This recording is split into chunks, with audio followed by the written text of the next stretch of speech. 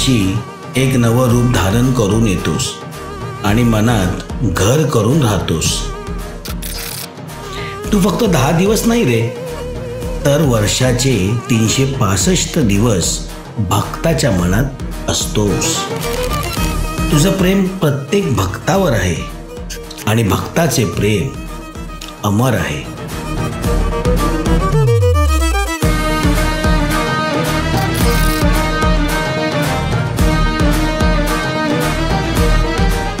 तू आलास की गल्लीबोळ उजळून निघतात.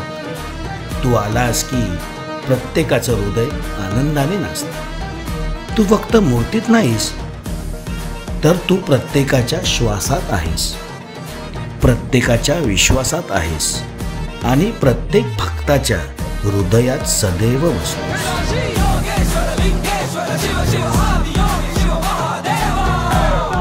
पार्वती पतये